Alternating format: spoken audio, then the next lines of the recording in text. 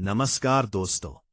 कल्पना कीजिए, आपकी सांसें थम चुकी है, आपका शरीर बिस्तर पर पड़ा है, घर में रोने पीटने की आवाजें आ रही हैं, लेकिन आप वहां नहीं है। आपका शरीर तो बिस्तर पर है, लेकिन आप यानी आपकी आत्मा अभी भी वही है। आप अपने ही घर के ऊपर हल्के से बादल की तरह तैर रहे हैं। नीचे आपकी पत्नी छाती पीट पीट कर रो रही है, आपके बच्चे दीवार से सटकर बैठे हैं, आपकी मां बार बार आपके माथे को चूम रही है, और आप सब कुछ देख रहे हैं, लेकिन आप कुछ बोल नहीं सकते, आप कुछ कर नहीं सकते। गरुड़ पुराण में लिखा है, मौत के तुरंत बाद आत्मा सबसे पहले अपने घर आती है। न यमलोक, न स्वर्ग, न नरक, सबसे पहले अपने घर। क्योंकि मोह अभी भी टूटा नहीं है, क्योंकि अभी भी बहुत सारी अधूरी बातें हैं, क्योंकि वो 40-50 साल का रिश्ता, वो लगाव, वो जिम्मेदारियां, वो गुस्सा, वो प्यार, सब कुछ अभी भी आत्मा को खींचे हुए है। गरुड़ पुराण कहता है कि जब आत्मा शरीर छोड़ती है तो पहले 13 दिनों तक वो सूक्ष्म शरीर में रहती है, और इन 13 दिनों में वो सबसे पहले अपने घर आकर 3-4 घंटे तक वही रहती है। वो देखती है कि उसके जाने के बाद घर में क्या हो रहा है। वो देखती है कि उसकी पत्नी कैसे रो रही है। वो देखती है कि उसके बच्चे कैसे बिखर गए हैं। वो देखती है कि उसके भाई बहन संपत्ति को लेकर पहले ही कानाफूसी शुरू कर चुके हैं। वो देखती है कि जिस बिस्तर पर वो 30 साल तक सोता था, उसी पर दूसरे लोग बैठकर चाय पी रहे हैं। और सबसे दर्दनाक बात, वो देखती है कि वो जितना जरूरी समझता था, उतना जरूरी वो किसी को नहीं था। गरुड़ पुराण में स्पष्ट लिखा है, मृत्यु के बाद आत्मा पहले अपने घर आती है, क्योंकि वहां उसका सबसे ज्यादा मोह होता है। वो आत्मा घर आकर क्या करती है? 1. वो अपने परिवार के सदस्यों के पास जाती है और उनके कानों में फुसफुसाती है। 2. वो उनके सपनों में आती है। 3. वो रात में अचानक ठंडक महसूस कराती है। 4.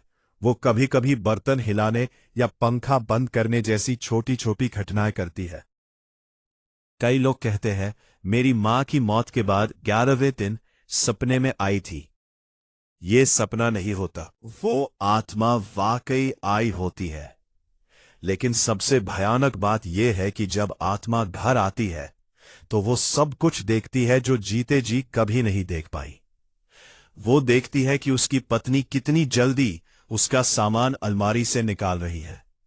वो देखती है कि उसके बच्चे कितनी जल्दी उसकी गाड़ी और बैंक अकाउंट की बात कर रहे हैं। वो देखती है कि जिस इंसान के लिए उसने पूरी जिंदगी कुर्बान कर दी, वो इंसान अब दूसरे के साथ नई जिंदगी शुरू करने की सोच रहा है। इस समय आत्मा को बहुत पछतावा होता है। वो सोचती है, काश मैंने इतना मोह नहीं किया होता, काश मैंने इतना चिपक कर प्यार नहीं किया होता। गरुड़ पुराण कहता है, 13 दिनों तक आत्मा घर के आसपास ही भटकती रहती है। वो खाना खाती नहीं, लेकिन वो देखती है कि उसके लिए कौन कौन रो रहा है और कौन कौन बस दिखावा कर रहा है। 13वें दिन जब श्राद्ध होता है और पिंडदान दिया जाता है, तब आत्मा को एक नया सूक्ष्म शरीर मिलता है और वो यमलोक की ओर प्रस्थान करती है। लेकिन अगर श्राद्ध ठीक से न किया जाए तो आत्मा घर में ही भटकती रह जाती है। वो प्रेत योनि में फंस जाती है और फिर वो अपने ही घर में भूत बनकर रहने लगती है।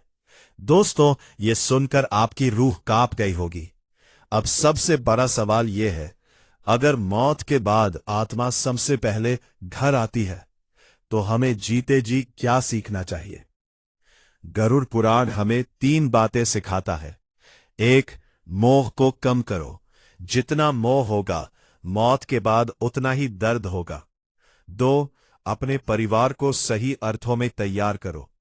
पैसे, प्रॉपर्टी और जिम्मेदारियां साफ साफ बांट दो, ताकि तुम्हारे जाने के बाद लड़ाई न हो। अच्छे कर्म करो, क्योंकि जो तुम पीछे छोड़कर जा रहे हो, वही तुम्हें अगले जन्म में मिलेगा।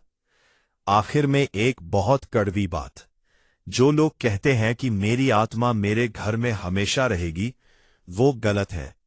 आत्मा घर में ज्यादा दिन नहीं रहना चाहती, वो जल्दी से जल्दी मुक्ति चाहती है, लेकिन हमारा मोह उसे खींचकर रोक लेता है। तो आज से ही शुरू कर दो। अपने परिवार से प्यार करो, लेकिन मोह मत करो। उनकी देखभाल करो, लेकिन उन पर निर्भर मत हो जाओ।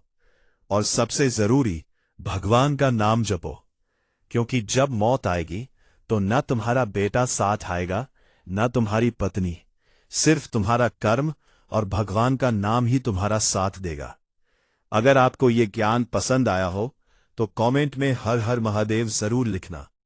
और अगर आप चाहते हो कि मैं 13 दिनों तक आत्मा घर में क्या करती है इस पर पूरा पार्ट 2 बना दूं, तो कमेंट में पार्ट 2 लिख दीजिए। अपना और अपने परिवार का ख्याल रखिए। जय श्री कृष्ण। हर हर महादेव।